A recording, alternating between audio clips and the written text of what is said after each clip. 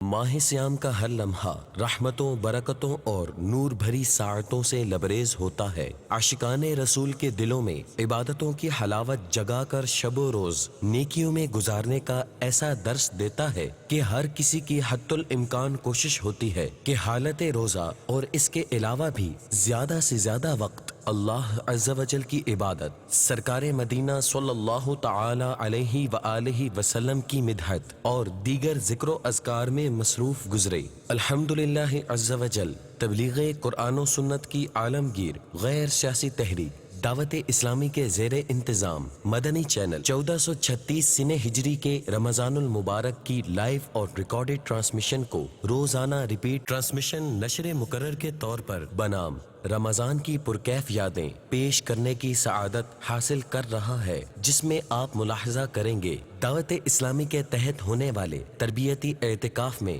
امیر اہل سنت دامت برکاتہم العالیہ کا معتکفین عاشقان رسول کی تربیت کرنا، معتکفین اسلامی بھائیوں کا امیر اہل سنت کی مبارک صحبت میں سحری و افطاری کرنا، امیر اہل سنت دامت برکاتہم العالیہ کا روزانہ 2 مرتبہ مدنی مذاکرہ قرب افطار، اللہ عز و جل کی بارگاہ میں مناجات کا سلسلہ۔ آئیے دیکھتے ہیں رمضان کی پرکیف یادیں، سلسلہ فیضان رمضان۔ آئیے اس کے مناظر دیکھتے ہیں۔ سوال یہ ہے کہ جب طواف کرنا ہے حج کا تو خانہ کعبہ کے گرد جب نیت کر کے گھومنا ہے تو خانہ کعبہ کی طرف نہیں دیکھنا، بعض لوگ کہتے ہیں۔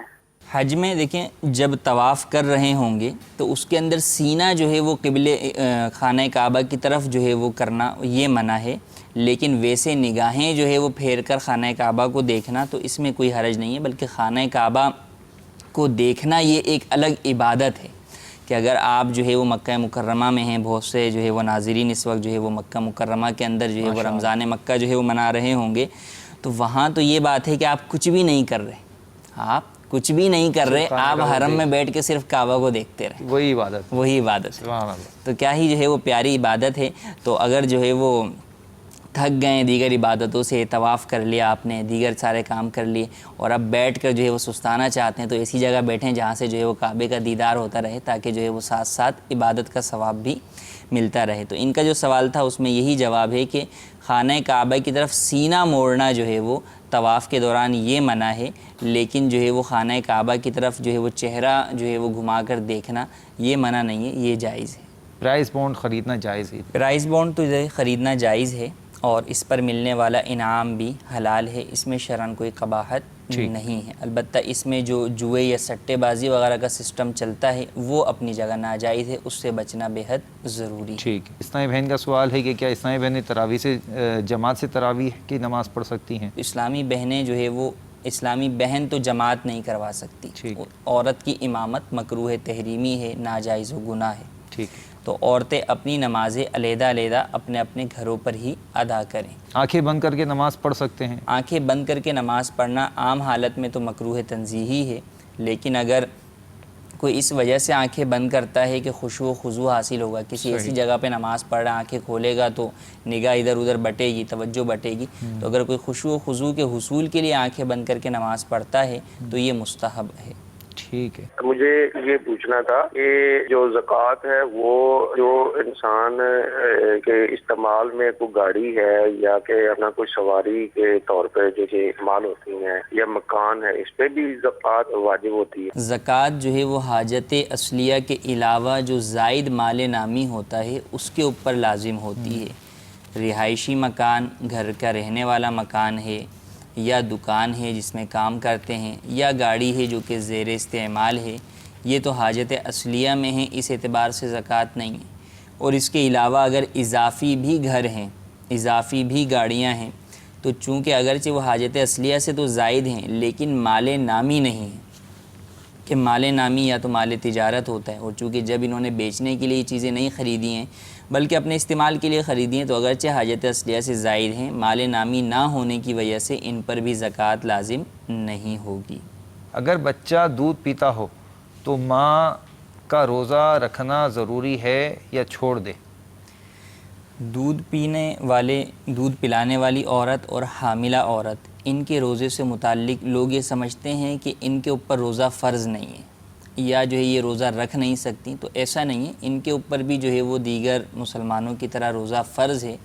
البتہ ان کو اجازت ہے روزہ چھوڑنے کی اس صورت میں جب کہ انہیں پتہ ہے کہ روزہ رکھیں گی تو اپنی جان کا یا بچے کی جان کا جو ہے وہ ہلاکت کا یا اس کی جان کا صحیح اندیشہ ہے، خوف ہے، تو اس صورت کے اندر انہیں اجازت ہے کہ یہ روزہ جو ہے وہ چھوڑ سکتی ہیں اور بعد میں ان روزوں کی قضا ان پر لازم ہوگی۔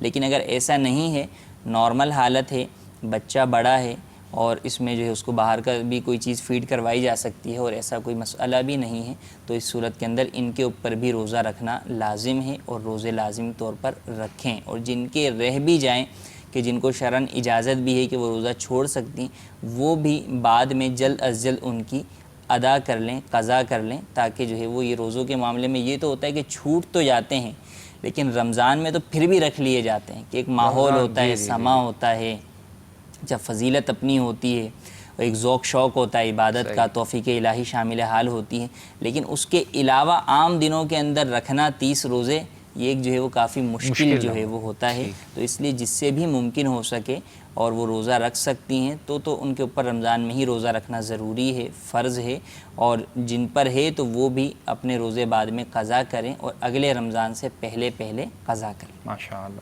اس کے بعد سلسلہ مدنی قاعدہ ہوا، آئیے ملاحظہ کرتے ہیں۔ پیارے پیارے اور میٹھے میٹھے اسلامی بھائیوں اور مدنی چینل کے ناظرین، تختی نمبر 2 سبق نمبر 2 حروف مرکبات کی طرف چلتے ہیں۔ مدنی قاعدے کی سبق نمبر 2 کی جو ہدایات ہیں اسے آپ سماعت کر لیجئے۔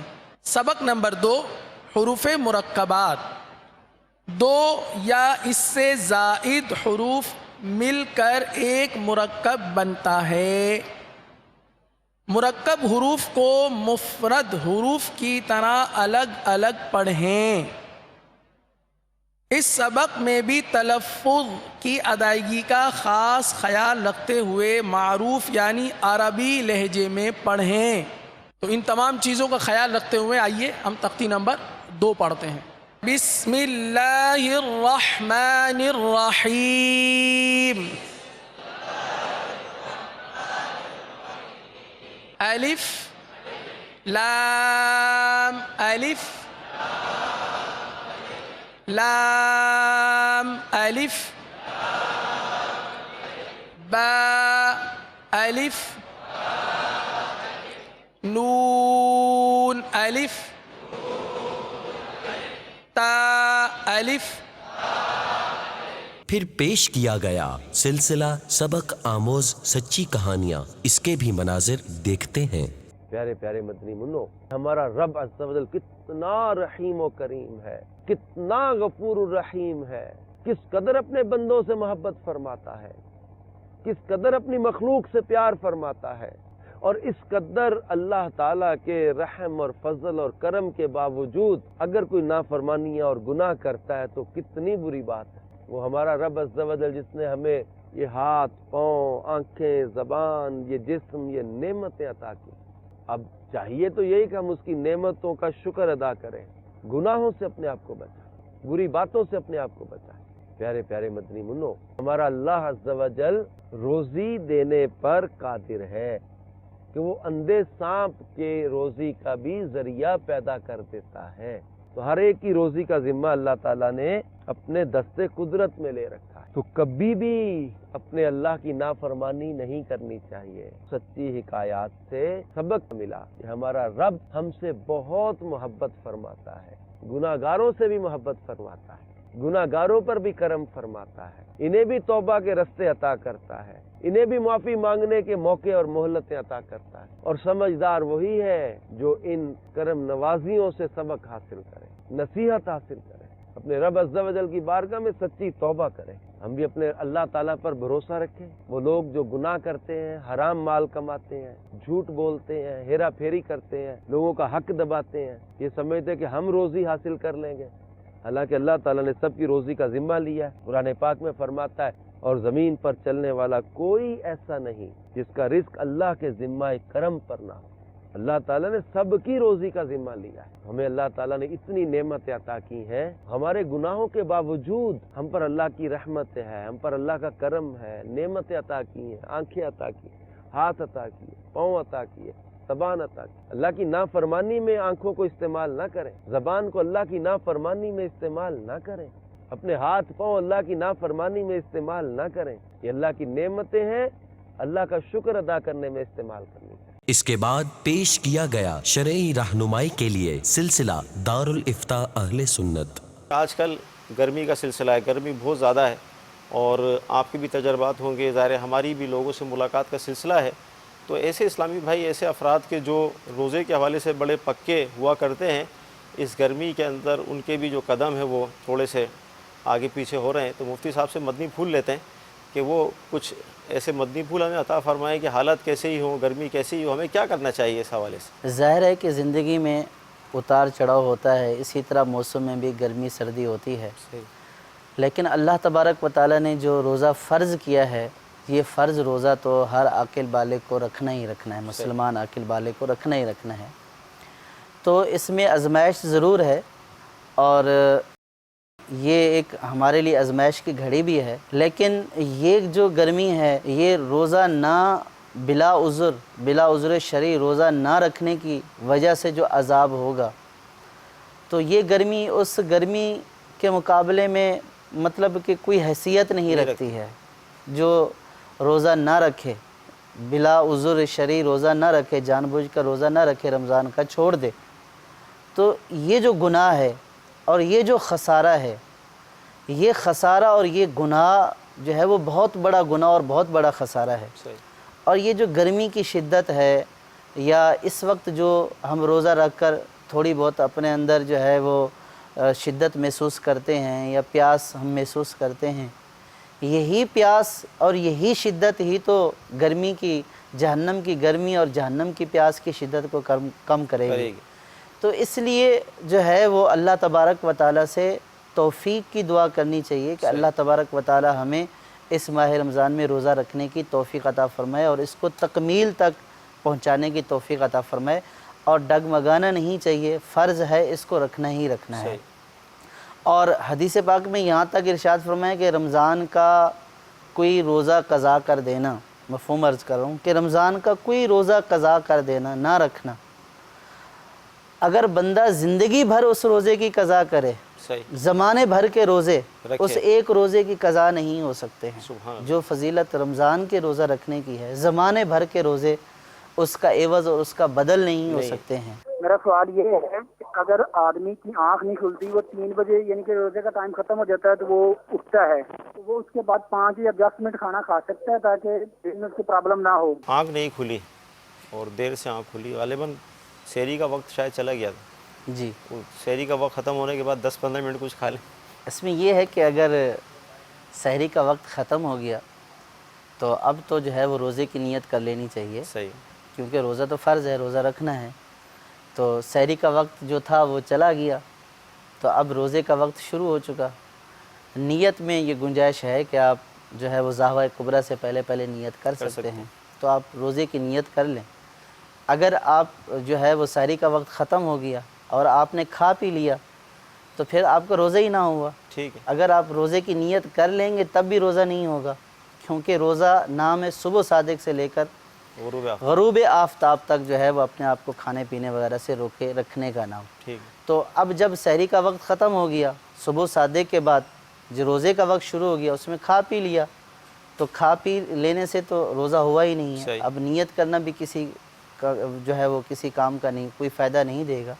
تو اس لیے اگر آنکھ نہیں کھلی ہے اور سحری کا وقت ختم ہو چکا ہے تو بس اب روزے کی نیت کر لینی چاہیے. تو کھانے پینے سے روزہ تو ہوگا ہی نہیں.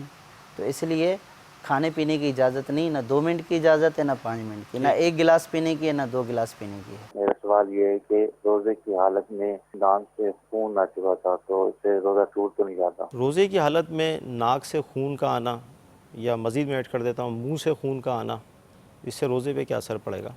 روزے کی حالت میں ناک سے خون کا آنا یعنی نکسیر پھوٹتی ہے, تو اس صورت میں تو روزہ نہیں جائے گا. صحیح. اور کیونکہ وہ خون باہر ہی نکلتا ہے، حلق کے اندر تو جاتا نہیں ہے. اگر کسی طریقے سے حلق میں چلا گیا تو پھر اس صورت میں روزہ ٹوٹ جائے گا. اسی طرح اگر جو ہے وہ منہ سے خون آتا ہے اور وہ خون حلق تک پہنچا، حلق سے اندر نہیں گیا تو روزہ نہیں ٹوٹا. لیکن اگر وہ حلق کے اندر چلا گیا، اس کا ذائقہ محسوس ہوا تو پھر اس صورت میں روزہ ٹوٹ جائے گا.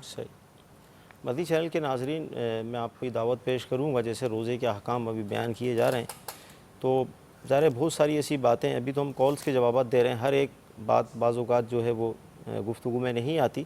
اگر آپ اس کتاب کو حاصل کر لیں، فیضان رمضان، تو انشاءاللہ عز و جل اس کے اندر روزے کے احکام بھی موجود ہیں، نیت کے بارے میں بھی بیان ہے، پھر روزے کے کفارے، اس طرح کی زبردست معلومات اس کتاب کے اندر موجود ہے. پھر اعتکاف کا بیان، رمضان کے فضائل. تو کوشش کر کے اس کتاب کو حاصل کر لیں، انشاءاللہ عز و جل بہت اچھی معلومات آپ کو حاصل ہو جائے گی. اس کے بعد نشر کیا گیا علم و حکمت سے مزین مدنی مذاکرہ. آئیے اس کے مناظر دیکھتے ہیں. باپا کی بارگاہ میں عرض ہے کہ ہمارے یہاں شادیوں میں جو رواج ہے کہ رخصتی کے وقت دلہن کا بھائی اس کے سر پر قرآن پاک رکھ کر رخصت کرتا ہے، اس کی بارے میں کچھ مدنی پھول ارشاد فرمائیے. اگر یہ کام باوضو کرتے ہیں، قرآن کریم کو باوضو جس نے اٹھایا اور جزدان نہیں ہے، جزدان والا تو باوضو بے وضو اٹھا سکتے ہیں. ہاں، وہ جزدان جدا ہوتا ہے، چولی ساتھ ہوتی ہے. تو جیسے کپڑے کی تھیلی ہوتی ہے، اس کو جزدان بولتے ہیں، نکالتے ہیں رکھتے ہیں. تو یہ جدا ہونے والا جزدان جو ہے، اس میں اگر لپٹا ہوا ہے تو بے وضو بھی اس کو اٹھا سکتا ہے، بے غسل بھی اٹھا سکتا ہے. تو وہ اٹھا کر اگر دلہن کے سر پہ رکھا ہے تو دونوں ہی کا اگر وضو نہیں بھی ہے تو کوئی حرج نہیں. اب یہ کہ یہ اصول برکت کے لیے ایسا کرتے ہوں گے، بظاہر یہی ہے، تو یہ ایک اچھی علامت ہے. یقیناً یہ بہت ایک اچھی علامت آپ نے فرمائی ہے، لیکن یہ بھی کہہ سکتے ہیں کہ اس طرح کرنے والے کی مذہبی سوچ ہوگی، مذہبی ذہن ہوگا، قرآن سے ایسی محبت اور عقیدت اس سے وابستہ ہوگی کہ اس کا یہ یقین ہے کہ قرآن کے سائے میں اگر میری بہن رخصت ہوتی ہے، میری بیٹی رخصت ہوتی ہے تو اس کے لیے خوشیاں اس کو ملیں گی. تو کیا یہ ان کو یہ نہیں بھی سوچنا چاہیے کہ اس کے ساتھ ساتھ یہ ٹھیک ہے اپنی جگہ ایک اچھی چیز ہو رہی ہے، اس کو کیوں روکا جائے؟ اس کے ساتھ ساتھ اگر یہ بھی ذہن ہو کہ اگر قرآن کے احکام کے مطابق شادی ہوتی ہے تو کس قدر برکتیں نصیب ہوں گی. یعنی اگر قرآن کے سائے میں آپ اپنی بیٹی یا بہن کو رخصت کرنے پر برکت محسوس کر رہے ہیں اور اللہ کی رحمت سے اس میں برکت ملے تو کیا عجب کہ قرآن کریم کی تو کیا شان ہے. لیکن اس پر غور کیجئے کہ جب آپ کا یہ ذہن ہے کہ قرآن کریم کے سائے میں اگر بیٹی یا بہن رخصت ہوتی ہے تو اس کی برکتیں نصیب ہوں گی، تو جس کی شادی قرآن کریم کے احکام کے مطابق ہو اس کو کتنی برکتیں نصیب ہوں گی. تو اللہ کرے کہ ہمارے یہاں، کیونکہ عموماً یہ ہے کہ اب بھائی نے قرآن شریف سر پر رکھا تو ہے بہن کے، لیکن اب ساتھ بہن کی بھی سہیلیاں کھڑی ہوئی ہیں، ساتھ میں وہ بے پردے کی والا سارا ماحول بنا ہوا ہے اور وہ دوست یار بھی سارے جمع ہوئے ہیں. تو جس قرآن کو ہم نے ہاتھ میں لیا ہے اس قرآن کے احکام کو بھی دل میں اتارنے کی کوشش کیجئے، اس قرآن کے احکام کو بھی دل و دماغ میں بسانے کی کوشش کیجئے کہ جو کلام مجید آپ کے ہاتھ میں ہے، اس کلام مجید نے کس طرح مطلب کہ ہمیں معاشرے میں رہنے کا درس دیا ہے. تو اللہ کرے کہ قرآن کریم کی برکتیں نصیب ہوں اور ہمیں قرآن کریم کے بتائے گئے احکامات کے مطابق شادی بیاہ کرنے کی بھی سعادت نصیب ہو. کسی دانا کا قول ہے چغل خوری دلوں میں دشمنی پیدا کرتی ہے، اور جس نے تمہاری چغلی کی بے شک اس نے تمہیں گالی دی، اور جو تمہارے سامنے کسی کی چغلی کرتا ہے تمہاری بھی چغلی کرتا ہوگا. چغل خور جس کے سامنے چغلی کرتا ہے اس کے لیے جھوٹ بولتا ہے، اور جس کی چغلی کرتا ہے اس سے بددیانتی کرتا ہے. لباب الاحیاء میں یاد رکھیے کہ اسلام کا حسن، کھیل کود، گانے بجانے کے تمام آلات، کینے اور عیب کی بات،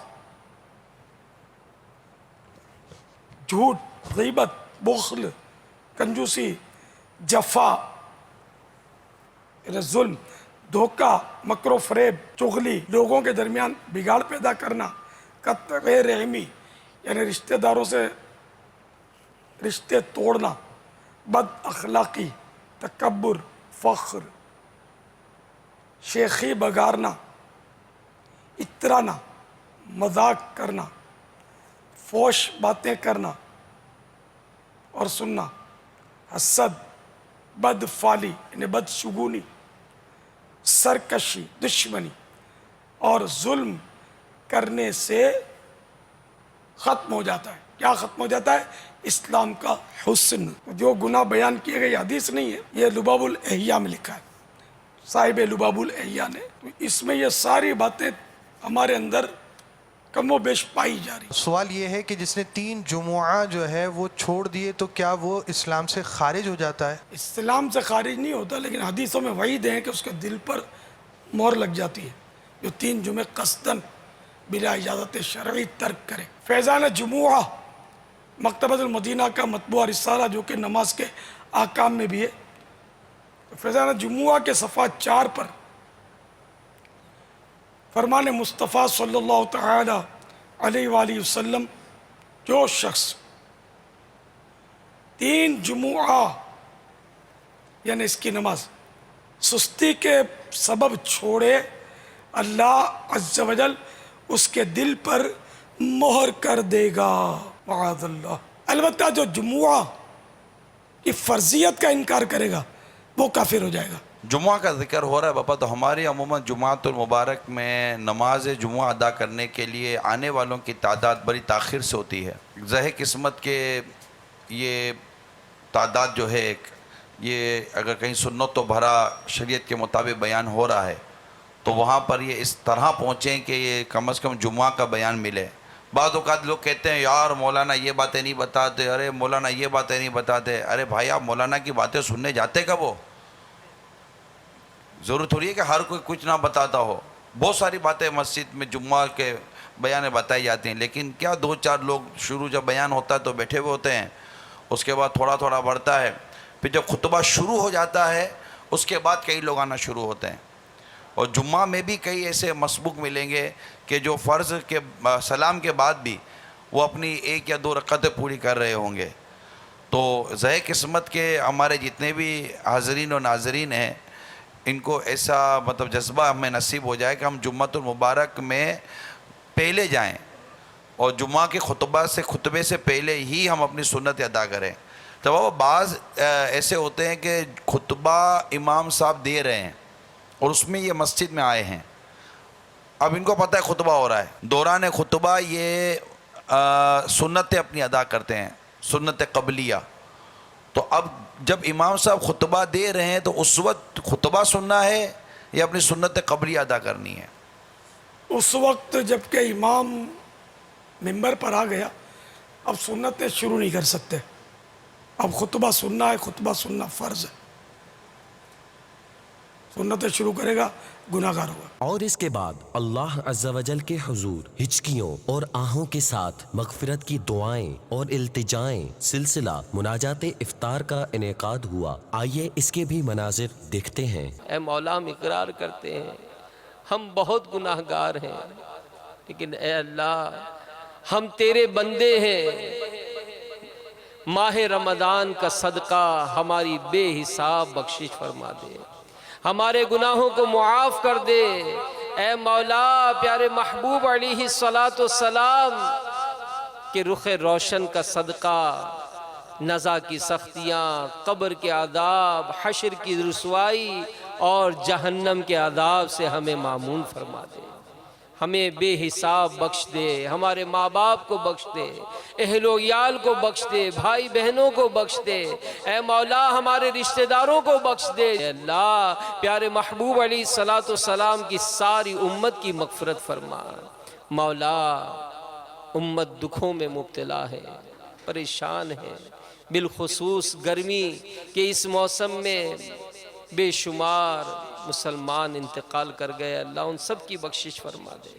مولا ہم اس آزمائش کے لائق نہیں ہیں، ہم پر اپنی رحمتوں برکتوں کی بارشیں برسا، رحمتوں برکتوں کی ہوائیں ہمیں عطا فرما، اے اللہ ہمیں آسانیاں عطا فرما، ہمارے گناہوں کو معاف فرما اور ہم سے صدا کے لیے راضی ہو جا، ہمارے بیماروں کو اچھا کر دے، جو اسپتالوں میں گھروں میں بیمار پڑے ہیں مولا ماہ رمضان کا صدقہ ہمارے بیماروں کو صحت عطا فرما، پریشان حالوں کی پریشانیاں دور فرما، تنگ دستیاں دور فرما، بے روزگاریاں دور فرما، اے اللہ مسلمانوں کے دسترخوان کو وسعت نصیب فرما، عالم اسلام کی خیر فرما، مسلمان جہاں کہیں بھی پریشان ہیں سب کی پریشانیاں دور فرما، اور اے اللہ ہم سے راضی ہو جا اور بے حساب ہم سب کو جنت میں داخلہ عطا فرما۔ ہر بھلے کی بھلائی کا صدقہ مجھ برے کو بھی کر بھلا یا رب، مجھے نکمے سے کام لے ایسے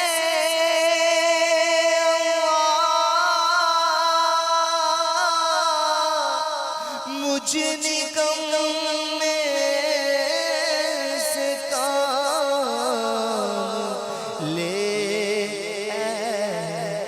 ایسے، یہ نکما ہو کام کا یا رب، یہ نکما ہو کام کا یا رب، یا خدا ماہ رمضان کے صدقے سچی توبہ کی توفیق دے دے، ہر بھلے کی بھلائی کا صدقہ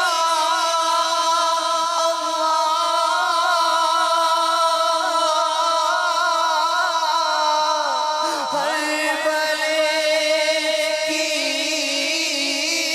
بھلائی کا صدقہ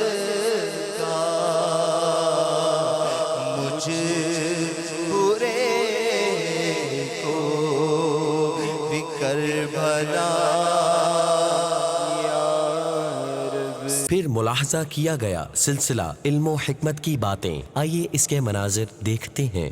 زندگی کا مقصد جو ہے وہ عبادت ہے، اور عبادت کے حوالے سے جتنی بھی اچھی باتیں کی جائیں گی اس کو سمجھنے کی کوشش کی جائے گی، گویا ہم اپنے زندگی کے مقصد کو اچھی طرح سمجھ رہے ہیں جی جی، اور اس کی ادائیگی کے بارے میں جو سوالات آتے ہیں ان کے جوابات حاصل کر رہے ہیں۔ ٹھیک، تو ایک تو یہ کہ اہم باتیں ہیں ان جی کو جی، غیر اہم نہیں سمجھنا صحیح ہے۔ دوسری باتیں یہ آئیں کہ جیسے عبادت کرنی ہے اور اس سے فوائد اور ثمرات حاصل کرنے ہیں، ساری زندگی کرنی ہے، تو اب ایک یہ آیا کہ دل لگے نہ لگے، پھر یہ کہ استقامت ملے، اخلاص اور للہیت کے ساتھ کریں گے تو وہ نتائج ملتے ہیں، ٹھیک ہے، تقویٰ پرہیزگاری کے ٹھیک اور ہے، وغیرہ وغیرہ۔ ایک دم نہیں ہوتا یہ، یعنی بعض لوگ یہ سمجھتے ہیں کہ ہم نماز پڑھیں تو آج ہی جو ہے نا ولی اللہ بن جائیں گے، بٹن دبائیں بلب جل جائے، یعنی وہ ایسا ہے بھی اللہ تعالیٰ جس پر کرم کی نگاہ فرمائے وہ اسے ولایت سے نواز دے، ولایت ہے بھی وہ بھی ٹھیک، لیکن جب کبھی ایسا ہونا کہ بھئی ایک نماز پڑھی اور اسی کے اندر سب کچھ ہو جائے تو دیکھیں ایسا نہیں ہونا دنیا کے اندر، یعنی سب کچھ ہونے کا مطلب اگر یہ ہے کہ جیسے ولایت مل سکتی ہے، اللہ تعالیٰ دے سکتا ہے، لیکن مطلب یہ نہیں ہے کہ آپ کی نمازیں معاف ہو جائیں گی، ایک نماز پڑھیں ایسے ہی پڑھ لیں کہ بس اس کے بعد نماز نہیں پڑھنی پڑے، نعوذ باللہ من ذالک، ایسا تو خیال بھی نہیں آنا چاہیے۔ ساری زندگی نماز فرض ہے اور ساری زندگی پڑھنی ہے اور عبادت کرنی ہے۔ ہاں عبادت میں دل لگنا چاہیے، عبادت مسلسل جو کریں گے ہم تو وہ درجہ قبول تک پہنچنی چاہیے، اس کی فکر رکھنی چاہیے، لیکن اس کا یہ مطلب نہیں ہے کہ عبادت میں دل نہیں لگے گا تو چھوڑ کر بیٹھ جائے گا۔ معاشرے کے اوپر نظر ڈالیں گے نا تو پتہ چل جائے گا ایمان کمزور ہے یا ضعیف ہے۔ بدقسمتی سے یہ کہیں کہ افسوس کے ساتھ کہنا پڑتا ہے کہ اکثریت کا حال جو دیکھا جاتا ہے اس سے معلوم یہ ہوتا ہے کہ ظاہر بات ہے ایمان کمزور ہے، اور دین کا جو درد ہے اور شوق ہے، دین کی جو محبت ہے، اللہ تعالیٰ کی جو معرفت ہے اس کو یاد کرنے والا سلسلہ، توحید کا عقیدہ، رسالت کا عقیدہ، عقیدہ آخرت، یہ عقیدے تو ہیں لیکن ان میں کمزوریاں ہیں، تبھی تو نافرمانیاں ہیں۔ تو یہ سوال کہ ایمان ضعیف ہوتا ہے اور کمزور ہوتا ہے اور قوی بھی ہوتا ہے اور کامل بھی ہوتا ہے، یعنی اس کی دلیل کیا ہے، تو یہ ہمیں احادیث مبارکہ کے اندر اس پر واضح روشنی پڑتی ہے۔ قرآن کریم کی آیات مبارکہ میں سے بھی اس کا جو ہے وہ پیغام ملتا ہے اور سمجھ آتا ہے یہ مفہوم۔ ایک تو نماز کے بارے میں آیت مبارکہ انہا لکبیرۃ الا علی الخاشعین، قرآن کریم میں الذین یظنون انہم ملاقو ربہم وانہم الیہ راجعون، کہ بے شک نماز ضرور بھاری ہے، دشوار ہے، مگر ان لوگوں پر کہ جو خشوع کرنے والے ہیں، رب کی بارگاہ میں جھکنے والے ہیں، اور انہیں اپنے رب سے ملاقات کا یقین ہے، اور اس بات کا یقین ہے کہ انہیں پھر کر پلٹ کر رب تعالیٰ کی طرف جانا ہے۔ تو جنہیں یہ یقین ہے نا کہ رب سے ملنا ہے اور ہمیں پلٹ کے رب کی طرف جانا ہے، یعنی یہ جنہیں یقین ہے، پختہ یقین، عقیدہ ان کا یہ مضبوط ہے، تو ان کے بارے میں اس آیت میں یہ فرمایا گیا کہ ان پر نماز بھاری نہیں ہے، اور جن کے عقیدے میں کمزوری ہے اور ان کا یقین اتنا مضبوط نہیں ہے، یقین ہے لیکن اس پر غفلت کا پردہ پڑ جاتا ہے، لاٹ آ جاتی ہے، غفلت طاری ہو جاتی ہے، تو اس کے بارے میں یہ ہے کہ بقیہ پر نماز دشوار ہے۔ تو بعض تو ہوتا ہے کہ دشواری کو دیکھ کے وہ نمازیں چھوڑ دیتے ہیں، مشقت برداشت نہیں کر پاتے، بعض کرتے ہیں تو دل نہیں لگتا۔ تو دونوں کے حوالے سے اس آیت میں یہ درس ملا کہ جو نہیں پڑھتے وہ بھی پڑھیں، اور جو پڑھتے ہیں اور انہیں دشواری معلوم ہوتی ہے انہیں بھی چاہیے کہ نماز کے اندر کس طرح دل لگے گا، نماز کے اندر کیسے خشوع و خضوع پیدا ہوگا، اس کا کوئی طریقہ اختیار کریں۔ تو طریقہ یہ ہے کہ اپنے ایمان کو مضبوط کریں، اچھائی کو حاصل کرنے کے لیے ایک تو یہ ہے کہ اچھائی تک لے جانے والے جو اسباب ہیں ان کو اختیار کر لیا جائے، اور دوسرے یہ ہیں کہ جو اچھائی تک جانے میں رکاوٹ ہے ان کو دور کر لیا جائے۔ دو چیزیں ہر چیز میں ضروری ہوتی ہیں۔ کسی بھی اعتبار سے آپ نے کامیابی حاصل کرنی ہے تو کامیابی کا طریقہ کار کیا ہے اس پہ چلیں آپ، اور اس کامیابی کی سمت جانے کا جو طریقہ کار ہے اس پر چلنے میں جو رکاوٹ ہے ان کا دھیان رکھیں، اس سے بچیں، ورنہ چلنا شروع کیا آپ نے، رکاوٹوں نے آ کے آپ کو پکڑ لیا، گھیر لیا، تو اب کیسے آپ کا چکر آگے چلے گا؟ یعنی آپ وہ دوا تو کھا رہے ہیں آپ، لیکن دوا و پرہیز کا سلسلہ ہو گیا۔ تو اب اس میں یہ ہے کہ چونکہ ایک وہ مادیت کا غلبہ، دین سے دوری کے اعتبار سے بھی دنیاوی خواہشات کا غلبہ بھی ہے، کچھ مجبوریاں بھی ہیں، دیکھیں ضرورتیں تو رہتی ہیں نا، زندگی کی ضروریات رہتی ہیں، وہیں سے تو شیطان کو بہکانے کا موقع ملتا ہے۔ ضرورت اور حاجت کا درجہ، منفعت کا درجہ، اس سے تو کبھی بھی اسلام نے منع نہیں کیا۔ اپنی بقا کے لیے ہر جائز طریقے کو آپ اختیار کریں گے، آپ کی ضرورت بھی جو واقعی ضرورت ہے، بنائی ہوئی من گھڑت نہیں، آپ کی جسمانی بقا کی ضرورت، لباس کے حوالے سے، رہائش کے اعتبار سے جو ضرورت ہے اس کا بندوبست انسان نے کرنا ہے، اسی طرح حاجت کا بھی خیال رکھنا ہے تاکہ ذہن پریشان نہ ہو، عبادت کر سکے۔ ضروری منفعتیں ایسی کہ جس سے اس کو اور زیادہ دل لگے، فکر منتشر نہ ہو، ان کو بھی اختیار کر لینے میں جو ہے وہ اس کو کرنا چاہیے۔ لیکن یہاں سے کیا ہوتا ہے کہ اس سلسلے کو دراز کر دیتا ہے شیطان، ان دنیاوی جو امور ہیں اس کی طرف غیر ضروری توجہ دلا کر جو تھوڑا سا جانا تھا جہاں پر وہاں زیادہ آگے لے جاتا ہے، اور جہاں زیادہ جانا تھا اس کو بلا دیتا ہے۔ یہ طریقہ ٹھیک نہیں ہے۔ اس کے بعد آپ نے ملاحظہ کیا سلسلہ سائیڈ ایفیکٹ اور امیر اہل سنت دامت برکاتہم العالیہ کے ہمراہ عاشقان رسول کا طعام۔ جب بھی دعا مانگیں سینے کی سیدھ، یعنی بعض لوگ یوں یہ مختلف انداز ہوتے ہیں، ناخن سے کھیلتے رہیں گے، پتہ نہیں کیا کیا کرتے رہیں گے۔ ارے اللہ کے بندو، رب سے مانگ رہے ہو، رب کی طرف توجہ تو کرو، وہ دینے والا ہے، وہ سننے والا ہے، وہ دیکھتا ہے۔ بھکاری کیسے ہاتھ پھیلاتا ہے یہ بتاؤ، بھکاری کیسا منہ بناتا ہے یہ بتائیے۔ مانگ رہے نا، منگتے کا ہاتھ کیسا ہو، منگتے کا ذہن کیسا ہو، منگتے کا منہ کیسا ہو، اور اگر رو لے ہائے ہائے ہائے، آنکھوں سے 2 قطرے آنسو نکل آئیں، کیا بات ہے۔ ویسے بھی کتابوں میں لکھا ہے کہ اگر ایک قطرہ آنسو بہہ جائے تو قبولیت دعا کی علامت ہے، اور یہاں تک لکھا ہے کہ اگر رونا نہ آئے تو رونے جیسے صورت ہی بنا لو۔ یعنی اللہ تعالیٰ کی رحمت کو ابھارنا ہے، اس کی رحمت کو ابھارنا ہے، اس کی رحمت کو مطلب ابھار کر بس ہم نے لینا ہے۔ تو اس کے لیے مطلب یہ ایک دعا کہ یہ میں نے جیسے کہ ہاتھ اٹھانے کے چند آداب بیان کیے، اسی طرح جب بھی دعا مانگے دونوں ہتھیلیاں آسمان کی طرف کھلی رکھیں کہ دعا کا قبلہ آسمان ہے۔ سردی کے موسم میں ایک بزرگ نے ایک 2 ہاتھ نکالے، مشکل تھے تو ایک ہاتھ نکال کر انہوں نے دعا کی، ایک ہاتھ چادر کے اندر سردی کی وجہ سے انہوں نے رکھا تھا۔ رات خواب میں دیکھتے ہیں کہ ان کا ایک ہاتھ نور سے بھرا ہوا اور ایک ہاتھ خالی ہے، تو عرض کی مولا میں نے تو تیرے آگے دعا کی تھی، فرمایا جو ہاتھ تو نے ہماری طرف بڑھایا اس کو ہم نے نور سے بھر دیا، اور جو ہاتھ نہ بڑھا سکا وہ خالی رہ گیا۔ اللہ دعا کرنے والے بندے کو پسند فرماتا ہے۔ اچھا جو دعا نہیں مانگتا نا، دعا کرنا بند کر دیتا ہے، اللہ تعالیٰ تو غضب فرماتا ہے۔ دعا کی قبولیت ظاہر نہ ہونے میں بہت سارے اسباب ہوتے ہیں، یہ نہیں ہے کہ دعا قبول نہیں ہوتی، یا تو جو مانگا وہ ملتا ہے، یا دعا کرنے کی برکت سے بہت ساری مصیبتیں بلائیں ٹل جاتی ہیں۔ ابھی میں جیسے کوئی دعا کر رہا ہوں، مثال کے تو بھیا اللہ مجھے عافیت نصیب کر، اللہ مجھے عافیت نصیب کر، عافیت نصیب کر، میں مانگ کچھ اور رہا ہوں، یا اللہ مجھے فلاں معاملے میں عافیت نصیب کر، اب وہ چیز میرے حق میں بہتر نہیں ہے تو مجھے نہیں مل رہی، لیکن میری یہ دعا کیا عجب کہ یہ چھت گرنے والی ہو، اللہ ہمیں عافیت دے، اور یہ دعا کرنے کی برکت سے چھت نہ گرے۔ کوئی اور مصیبت آ رہی ہو، اللہ تعالیٰ اس مصیبت کو دور کر دے، یہ ہو تو سکتا ہے نا، اور یہ بالکل ہمیں پریکٹیکل ہے۔ آپ کوئی چیز مانگ رہے ہوتے ہیں، اپنے رب تعالیٰ سے کوئی چیز مانگ رہے ہوتے ہیں، اور وہ آپ کو نہیں مل رہی ہوتی، اور ہم اس میں تھوڑا سا وہ دل ہمارے وہ بے چینی سی ہو جاتی ہے۔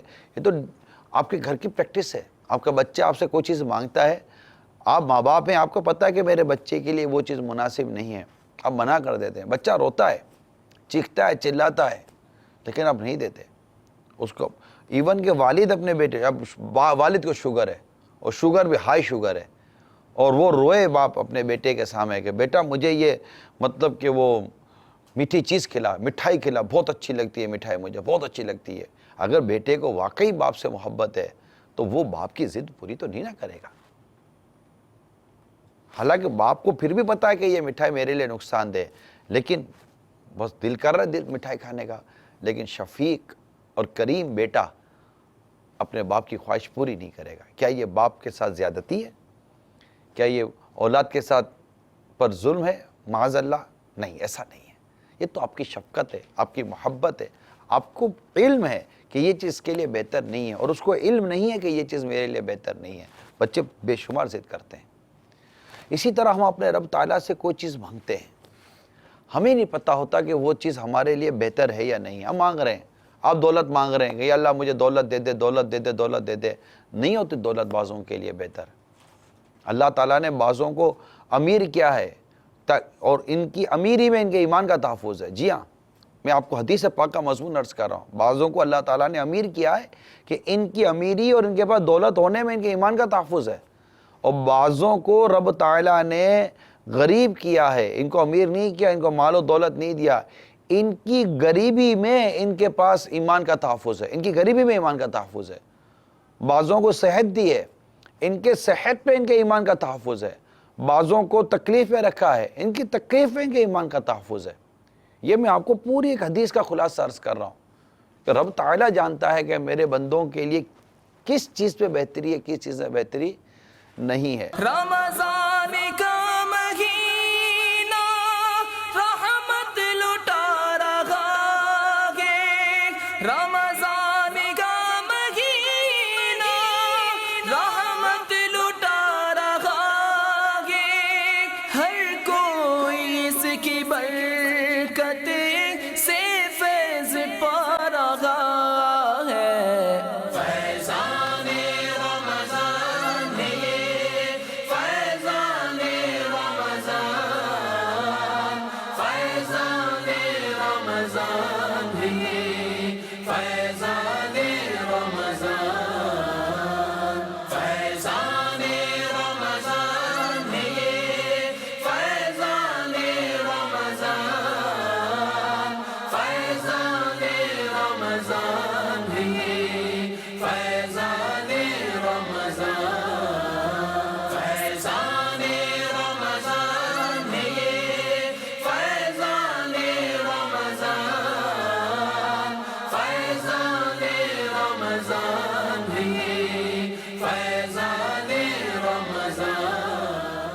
اس کے بعد نشر کیا گیا علم و حکمت سے مزین مدنی مذاکرہ. آئیے اس کے مناظر دیکھتے ہیں.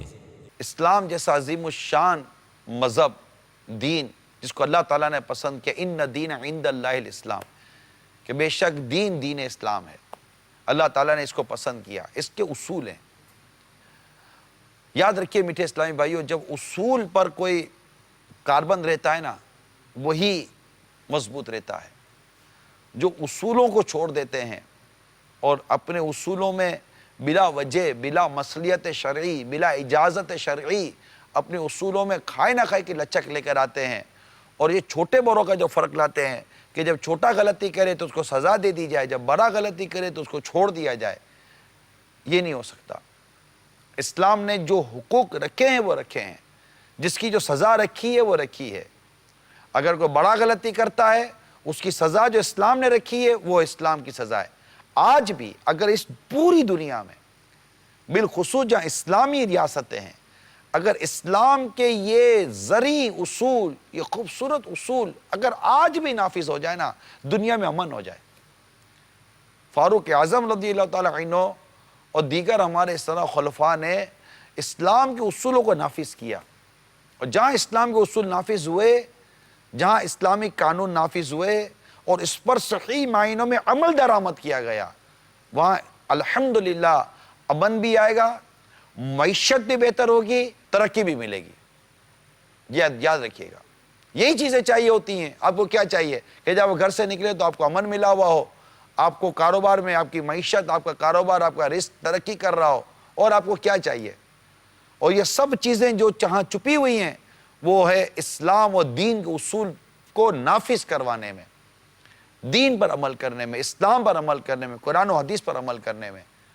اگر ہم ان چیزوں پر عمل کریں، رشوت لینے والوں کو ان کے رشوت لینے پر جو اسلام و دین نے ان کے بارے میں فیصلہ کیا وہ نافذ کیا جائے، سود کے بارے میں جو اسلام و دین نے فیصلہ کیا وہ نافذ کیا جائے، قتل و زنا کے بارے میں جو اسلام و دین نے فیصلہ کیا وہ نافذ کیا جائے. آپ دیکھیے لوٹنے والے، ڈاکہ مارنے والے، چوری کرنے والے، اس طرح کی جو بھی بدعنوانیاں کرتے ہیں، جو بھی اس طرح کرپشن کرتے ہیں، ان سب کے لیے دین نے، اسلام نے، ہمارے مذہب میں، قرآن میں، حدیث میں، صحابہ کرام کے ارشادات میں، فقہاء کرام کے ارشادات میں، ان سب کے لیے اصول و قانون بیان کیے گئے ہیں. جس روز یہ اصول، یہ قانون امپلیمنٹ ہوئے، انشاءاللہ عز و جل بدعنوانی و کرپشن کا دور ختم ہوتا آپ کو نظر آئے گا. آج ہمارے گھروں میں بھائی بہنوں میں اتحاد نہیں پایا جاتا. بچپن سے ہی ہمارے گھروں میں بچوں میں اتفاق و اتحاد نہیں ہوتا. بھائی دوستوں سے محبت کرتا ہے، اپنے سگے بھائی سے نہیں کرتا. دوستوں کو نوازے گا، اپنے سگے بھائی کو نہیں نوازے گا. دوست موٹر سائیکل مانگے گا تو دے دے گا، بھائی موٹر سائیکل مانگے گا تو منہ اتنا سا مطلب کہ وہ ہو جائے گا کہ مٹھ خراب ہو جائے گا کہ نہیں. دوست کچھ کرے گا تو کر دیں گے، بھائی مانگے گا تو نہیں کریں گے، بہن مانگے گی تو نہیں کریں گے. کیوں؟ ہم نے یہ ہماری ویکنیس ہے، بڑوں کی ویکنیس ہے. بڑوں کو چاہیے بچپن ہی سے یہ نہ کہے کہ ابھی بچہ ہے. یہ دیکھیں یہ جو جملہ ہے نا، ابھی بچہ ہے، بچے کو بچپن ہی میں بچایا جا سکتا ہے. بچپن میں جو عادتیں ان میں پختہ ہو جاتی ہیں بڑے ہو کر نہیں نکلتی.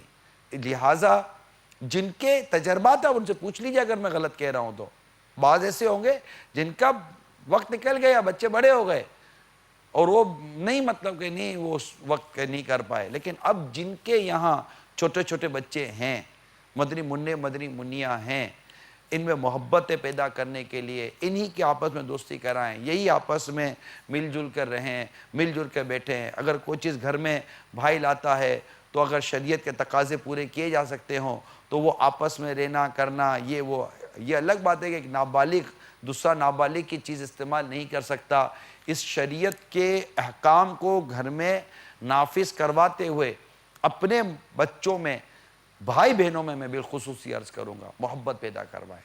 اسی طرح پھر ان کو پڑوسیوں کے اگر بچے آتے ہیں، لڑکا لڑکوں میں رہے، لڑکیاں لڑکیوں میں رہیں، اس طرح یہ آپس میں اتفاق اور محبت پیدا کرائیں. اور شکوہ شکایت وہی بات آ گئی کہ اگر یہ ٹریننگ، یہ تربیت تعلیمی اداروں سے لے کر گھر کے اندر تک چلتی رہی، انشاءاللہ تعالیٰ فائدہ ہوگا.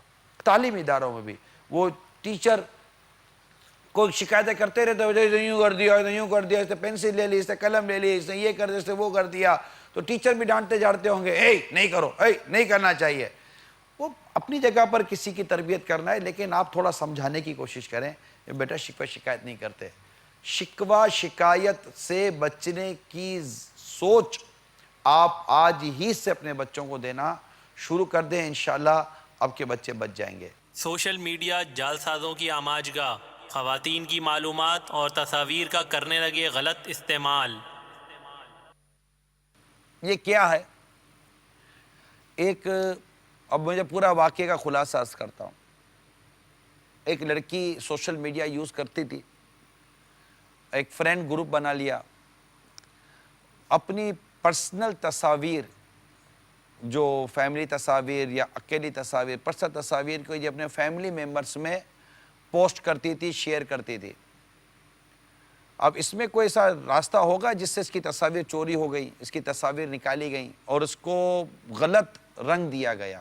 یہ سب ہو جاتا ہے کمپیوٹر پر، ایڈیٹنگ ہو جاتی ہے، بہت سارے مکسنگ ہو جاتی ہے، اور یہ کرا کر اس لڑکی کی تصاویر کو بہت ساری ویب سائٹس کے اندر یوز کیا گیا، جس سے اس کی عزت پر حرف آیا اور اس کی پوزیشن خراب ہوئی. جب اس کو پتہ چلا تو اس کے لیے شاکنگ نیوز تھی، اور بہت سارے میڈیا نیٹ کی جو ویب سائٹس تھیں وہاں پر اس لڑکی کی تصویر کی تشہیر کی گئی. اس کو یقین نہیں آ رہا ہے کہ میرے اس گروپ کے اندر ایسے کون لوگ تھے جو میرے ساتھ یہ کام کر گئے اور مجھے اس طرح مطلب کہ رسوا کر گئے. تو یہ بھی جال سازی اور اس طرح کا کرپشن بھی سوشل میڈیا پر ہو رہا ہے. میری تمام تر بالخصوص اسلامی بہنوں سے مدنی التجا ہے، اور اس میں اپنی بچیوں کو بھی آپ خیال رکھیں. پلیز ان کو سوشل میڈیا سے دور رکھیے، بلکہ ان کو انٹرنیٹ سے دور رکھیے. یہ میری آپ سے مدنی التجا ہے. تمام تر والدین سے میری ریکویسٹ ہے، پلیز اللہ تعالیٰ کی رضا کے لیے آپ اپنی کم از کم اپنی بچیوں کو بیٹیوں کو انٹرنیٹ سے دور رکھیں، نیٹ سے دور رکھیں. آپ کو تھوڑا سا پرابلم ہوگا، لیکن دیکھیں مار دھار کر کے، لڑائی جھگڑا کر کے، ڈانٹ ڈپٹ کر کے نہیں، آپ پیار سے بیٹھ کر سمجھائیں. اتنے سائیڈ ایفیکٹس سوشل میڈیا کے اس وقت سوشل میڈیا پر موجود ہیں. جن لڑکیوں نے سوشل میڈیا پر رسوائی اٹھا کر خودکشیاں کی ہیں، ان کے واقعہ سوشل میڈیا پر موجود ہیں. جن کے گھر بار لٹ گئے، ان کے واقعات سوشل میڈیا پر ہی موجود ہیں. یعنی سوشل میڈیا خود اپنی تباہ کاری کی دعوت ہے. جیسے سگریٹ کی پیکٹ کے اوپر خود اس کی تباہ کاری لگی ہوئی ہے، کینسر والا منہ لگا دیا کہ یہ پیو گے تو یہ منہ دیکھ لو. لیکن ہماری بھی جو ہے نا وہ پتہ نہیں کیا عقل کام نہیں کرتی. وہ کہتے ہیں نا عقل بیر کھا گئی، تو کیا کہتے ہیں محاورہ آئے گا. جی بھائی یار محاورہ بھی تین سے نکل گیا. تو عقل کام نہیں کرتی ہماری کہ یہ بالکل واضح قسم کی تباہ کاریاں بتائی جاتی ہیں، لیکن ہم رکتے نہیں ہیں. ہمیں عجیب لذت کا ایک چسکا لگ گیا ہے، تفریحات کا ایک عجیب سا لگ گیا ہے کہ ایک اتنا بڑا مطلب محلہ ہے سوشل میڈیا، جس میں ہر طرح کا آدمی رہتا ہے، اور آپ اتنی آزادی کے ساتھ سوشل میڈیا کے محلے میں گھوم رہے ہیں. آپ کو اپنی عزت کی پرواہ نہیں ہے. والدین کے لیے میں ضرور عرض کروں گا، پلیز اپنی بچیوں کو، بالخصوص بیٹوں کو بھی بچا سکتے ہیں تو بچائیے، اپنی اولاد کو بچا سکتے ہیں بچائیے. آپ کہہ کر تو دیکھیے، نہ مانے تو اب نصیب، جو ہم کیا کر سکتے ہیں. لیکن بیٹیاں گھر کے اندر ہیں، یہ مان جاتی ہیں بعض اوقات، اور ویسے نازک شیشیاں ہوتی ہیں لڑکیاں، ان کا تو بہت خیال رکھا کریں. خدا نہ خواستہ کسی نے آپ کی کسی بیٹی کو مس یوز کر لیا نا انٹرنیٹ پر، سوشل میڈیا کے ذریعے، پھر پچھتائے، بہت پچھتانا پڑے گا. خدا نہ خواستہ بہت رسوائی ہو جائے گی. کپڑوں میں یا بدن میں یا منہ سے بدبو آتی ہو، اس صورت میں مسجد کا داخلہ حرام ہے. یعنی کہ بعضوں کے پسینے میں فطرتاً بدبو ہوتی ہے، یہ ان کے نصیب. بدبو کی صورت میں مسجد کا داخلہ اس پر حرام. وہ صبر کرے، مسجد میں نہ آئے. کچا گوشت، اس میں بدبو بہت معمولی ہوتی ہے. کچا گوشت مسجد میں لانے کو حرام لکھا ہے، باہر شریعت میں منع کیا لکھا ہے کچا گوشت. تو جو گوشت بیچتا ہے اس کے کپڑے میں گوشت سے زیادہ بدبو ہوتی ہے. کچا گوشت بھی مسجد میں نہیں لا سکتے. اور مچھلی بیچنے والا اگر مسجد میں داخل ہوگا تو اس میں تو اور زیادہ بدبو ہوتی ہے. تو اس لیے ایسوں کو چاہیے کہ وہ جب بھی نماز کے لیے آئیں گوشت فروش یا مچھلی بیچنے والے تو وہ کپڑے بدلیں، ضرورت ہے تو خوب مل مسل کر نہائیں یا کوئی بھی ایسی صورت کریں، باڈی اسپرے لگائیں، عطریات لگائیں کہ خوشبو دور ہو جائے. نہانا شرط نہیں ہے. حدیث میں ارشاد ہوا مسجد میں کچا گوشت لے جانا جائز نہیں. یہ ابن ماجہ کی حدیث ہے. تو فتح رضویہ شریف میں مزید لکھا ہے حالانکہ کچے گوشت کی بدبو بہت خفیف یعنی ہلکی ہے، تو جہاں سے مسجد میں بو پہنچے وہاں تک استنجا خانے بنانے کی ممانعت کی جائے گی. مفسر شہیر حکیم الامت مفتی احمد یار خان علیہ رحمت المنان فرماتے ہیں مسلمانوں کے مجمعوں، درس قرآن کی مجلسوں، علماء دین و اولیاء کاملین کی بارگاہوں میں بدبودار منہ لے کر نہ جاؤ. مزید فرماتے ہیں جب تک منہ میں بدبو رہے گھر میں ہی رہو. مسلمانوں کے جلسوں مجمعوں میں نہ جاؤ. حقہ پینے والے، تمباکو والے، پان کھا کر کلی نہ کرنے والوں کو اس سے عبرت پکڑنی چاہیے. فقہاء کرام رحمہم اللہ السلام فرماتے ہیں جس سے گندا دہانی یعنی منہ کی بدبو کی بیماری ہو اسے مسجدوں کی حاضری معاف ہے. مدنی مذاکرے کے بعد دیکھا سلسلہ فیضان سحری. آئیے اس کے مناظر دیکھتے ہیں. ہمیں زبان دی نا، اور یہ فرمایا جاتا کہ یہ زبان دی ہے تو تمہارا کام ہی ذکر کرنا ہے. ہمیں زبان ملی تھی، ہمارا ہی کرنا ہوتا. ہماری گویا زبان دینے کی کوئی فیس ہوتی، کوئی اس کی قیمت ہوتی کہ بھئی اتنی بار ذکر کرنا ہی کرنا ہے. حالانکہ ہم رب کے بندے، ہمارا کام ہی ذکر کرنا ہونا چاہیے تھا. مگر کرم نوازی دیکھے کہ ہم ذکر کریں، زبان اسی نے دی ہے اور پھر وہ ذکر کرنے پر بھی عنایتیں فرمائے. اور کیسی عنایتیں فرمائے؟ بخاری شریف کی ایک حدیث پیش کرتا ہوں. سیدنا ابو ہریرہ رضی اللہ تعالیٰ عنہ سے روایت ہے، نور کے پیکر تمام نبیوں کے سرور صلی اللہ تعالیٰ علیہ وسلم نے فرمایا، اللہ عز و جل فرماتا ہے کہ میں اپنے بندے کے گمان کے قریب ہوں جو وہ مجھ سے کرتا ہے. جب وہ میرا ذکر کرتا ہے تو میں اس کے ساتھ ہوتا ہوں. ذرا غور کیجئے گا ناظرین. فرماتا ہے میرے آقا رب فرماتا ہے اگر وہ مجھے تنہائی میں یاد کرتا ہے تو میں بھی اسے تنہا یاد کرتا ہوں. اگر وہ میرا ذکر کسی مجمع میں کرتا ہے میں اس سے بہتر مجمع میں اس کا ذکر کرتا ہوں. اور اگر وہ ایک بالشت مجھ سے قریب ہوتا ہے تو میری رحمت اس سے ایک ہاتھ قریب ہو جاتی ہے. اور اگر وہ ایک ہاتھ میرے قریب آتا ہے تو میری رحمت اس سے 2 ہاتھ قریب ہو جاتی ہے. اور اگر وہ میرے پاس چلتے ہوئے آتا ہے تو میری رحمت اس کی طرف دوڑتی ہوئی آتی ہے. ذرا غور تو کیجئے کیا ہے میرے رب کی رحمت. بندہ بس قدم بڑھائے، بندہ رب کی طرف رجوع تو لائے. ارے ایسا کریم مولا ہے کہ ہم اسے یاد کریں تو وہ ہمارا چرچا کرے، ہمیں یاد فرمائے. ہماری اوقات کیا ہے؟ مگر اس کی کرم نوازی ہے کہ ہم اس کا ذکر کریں. زبان اسی نے دی ہے. اے میرے میٹھے اسلامی بھائیوں، ہمیں چاہیے کہ اس زبان کا کریکٹ استعمال کریں. یہ زبان اس لیے نہیں دی کہ اس سے برے کام کیے جائیں. اور ان فضائل کو جتنا آپ سنتے جائیں گے آپ کا دل ہوگا کہ بس ہم ذکر ہی ذکر کیے جائیں. میں آپ سب سے کہوں گا، ناظرین سے بھی اور یہاں موجود اسلامی بھائیوں سے، ذرا مل کے کہیے سبحان اللہ، سبحان اللہ، کہیے الحمدللہ، الحمدللہ، اللہ اکبر، اللہ اکبر. جب میں نے شروع کیا نا تو غالباً 3:07 پر گھڑی تھی اور اسی پہ موجود ہے، یعنی 1 منٹ بھی نہیں ہوا، لیس دین منٹ ہم نے یہ تینوں ذکر کر لیے. اب بتائیے اس میں ہمیں کیا ملا؟ حدیث پاک کا مفہوم ہے جو ایک بار سبحان اللہ کہے اس کے لیے جنت میں ایک درخت لگا دیا جاتا ہے. جو ایک بار الحمدللہ کہے جنت میں درخت لگا دیا جاتا ہے. اللہ اکبر کہے اس کے لیے جنت میں درخت لگا دیا جاتا ہے. اے میرے میٹھے اسلامی بھائیوں، جتنے پیسے ہیں نا آپ کے پاس، ساری ویلتھ جمع کر لو، کیا ایک جنت میں درخت خرید سکتے ہیں؟ نہیں خرید سکتے. مگر آپ دیکھیں میرے رب کی کرم نوازی، تھوڑا عمل کریں اور نیکیوں کے گویا پہاڑ عطا کیے جاتے ہیں۔ اور ٹرانسمیشن کے آخر میں ملاحظہ کیا USA اور کینیڈا کے ناظرین کے لیے پیش کیا جانے والا سلسلہ بلیسنگ آف رمضان، آئیے اس کے بھی مناظر دیکھتے ہیں۔ تقوی کیا ہے؟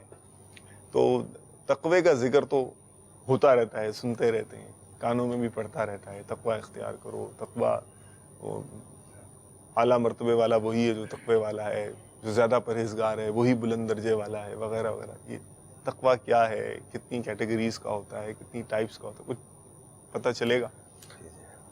الحمدللہ والصلاۃ والسلام علی رسول اللہ۔ جی بالکل، جو ہمارا موضوع ہے ہم خود بھی اس کو سمجھ لیں اور مدنی چینل کے ناظرین کو بھی اسے سمجھانے کی کوشش کریں کہ آخر یہ ہوتا کیا ہے۔ جی کہ صحابہ کرام نے اور پھر فقہاء کرام نے، سلف صالحین نے مختلف تعریفات بیان کی ہیں اس کی۔ اچھا، اس کے تقویٰ کی متعلق جو ہے نا وہ ہم کنز الایمان سے اگر پڑھتے ہیں تفسیر خزائن العرفان میں، تو دوسری آیت میں ہدی للمتقین آتا ہے۔ جی جی، اس کے تحت صدر الافاضل مولانا نعیم الدین مراد آبادی علیہ رحمۃ اللہ الہادی بیان فرماتے ہیں، کہتے ہیں کہ تقویٰ کے کئی معنی آتے ہیں۔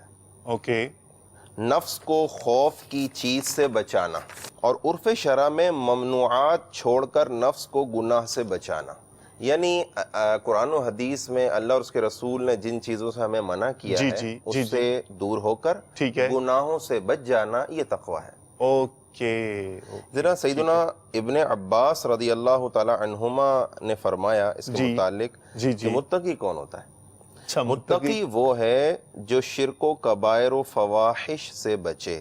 علی المرتضیٰ کرم اللہ تعالی وجہ الکریم نے بہت پیاری تعریف بیان کی ہے، کہتے ہیں کہ التقوی هي الخوف من الجلیل والعمل بالتنزیل والقناعة بالقلیل والاستعداد لیوم الرحیل۔ اللہ اللہ اللہ، کہتے ہیں کہ تقوی کیا ہے؟ تقوی ہے رب جلیل سے خائف رہنا، رب جلیل سے خائف رہنا، قرآن پاک پر عمل کرنا، تھوڑے پر قناعت کر لینا، اور یوم آخرت کا جو سفر ہے اس کے لیے تیاری کرنا، یہ ہے تقوی۔ سبحان اللہ، ماشاءاللہ۔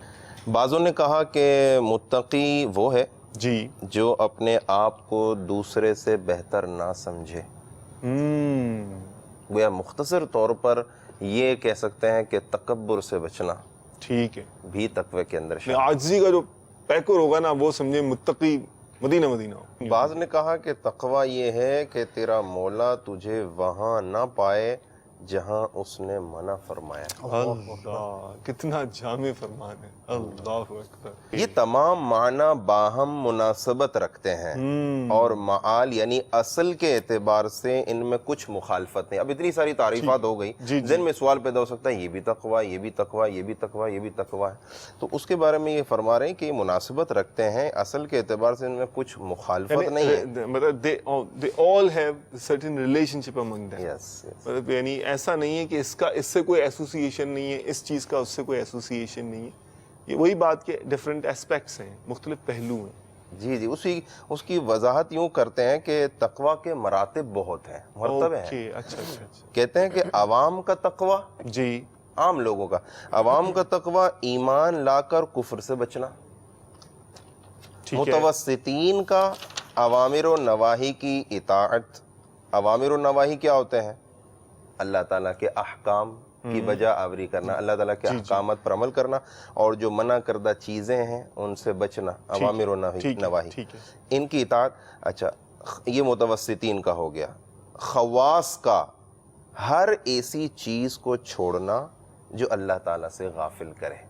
اب یہ عوام کا، متوسطین کا اور خواص کے مختلف مراتب ہیں، دیگر یہ جتنی ساری تعریفات کی ہے، مناسبت ہے ان کے اندر، مخالفت نہیں ہے، اس بات کو وضاحت کرتے ہوئے انہوں نے عوام کا، متوسطین کا اور خواص کا درجہ بیان کیا۔ حضرت باعث الدین بسطامی رحمۃ اللہ علیہ کا غالباً واقعہ، انہوں نے سیب کو دیکھ کر کہا لطیف، سیب کو دیکھ کر کہا لطیف ہے سیب، لطیف اللہ کا نام ہے، صفاتی نام ہے اللہ تعالیٰ کا، کہ کہا کہ ہمارے نام کو سیب کے لیے استعمال کرتے ہو، تو اس پر فوراً تنبیہ کی گئی۔ تو یہ وہ بزرگوں کا ایک وہ تھا۔ اچھا، اس میں مناسبت کے حوالے سے اپنے اسلامی بھائی نے بات کی۔ مفتی احمد یار خان نعیمی رحمۃ اللہ علیہ علم القرآن میں بہت پیاری بات لکھتے ہیں۔ آپ فرماتے ہیں کہ قرآن پاک میں جو تقوی کا ذکر ہوا ہے یہ تقوی دو معنی میں استعمال ہوا ہے. اچھا. ایک تقوی بچنے کے معنی میں اور ایک تقوی ڈرنے کے معنی میں. جہاں پر بچنے کا ذکر ہے تو وہاں پر مراد یہ ہے کہ اللہ کے عذاب سے بچو. اللہ کے عذاب سے بچو، ایسے اعمال اختیار کرنے سے بچو کہ جو عذاب الہی کی طرف لے کر جاتے ہوں. اور جہاں ڈرنے کا ذکر ہے تو وہاں پر مطلب یہ ہے کہ اللہ کا خوف دل میں پیدا کرو. وہ آیا نا ذکر، ایک مناسبت اب دیکھیں ان میں کہ ان کے ایسی جگہ کام نہ کرو، ایسا فعل نہ کرو کہ جہاں تمہیں ان کے یہ گمان کر کے کہ اللہ مجھے دیکھ رہا ہے. ایک خلاصہ یہ کہ اگر یہ دل میں گمان ہوگا کہ میرا رب مجھے دیکھ رہا ہے تو یقیناً گناہ چاہے خلوت میں ہو چاہے جلوت میں ہو، چاہے وہ رات کی تنہائی میں ہو یا لوگوں کے درمیان ہو یا دل کے اندر ہی چاہے ہو، وہ ایسا کام نہیں کرے گا کیونکہ اس کا عقیدہ اور یقین ہوگا کہ میرا رب مجھے دیکھ رہا ہے، میرے دل پر آنے والے خطرات سے میرا رب عز و جل آگاہ ہے. تو یہ دونوں معنی میں، اور اس کی ترغیب بھی دلائی گئی کہ تقوی کے حوالے سے کہ یا ایھا الذین آمنوا اتقوا اللہ وکونوا مع الصادقین، اے ایمان والو اللہ سے ڈرو اور سچوں کے ساتھ ہو جاؤ. تقوی کا حاصل کیا ہے؟ اگر تقوی کو آپ کو یوں سمجھیں کہ بچانا ہے یا تقوی میں اضافہ کرنا ہے تو سچے لوگوں کے ساتھ، متقی لوگوں کے ساتھ آپ رہیں، ان کے قریب رہیں تو ان کی برکتیں آپ کو بھی ملنا شروع ہو جائیں گی. فیضان رمضان ہے یہ، فیضان رمضان، فیضان رمضان ہے یہ، فیضان رمضان، فیضان رمضان ہے یہ، فیضان رمضان، فیضان رمضان ہے یہ، فیضان رمضان.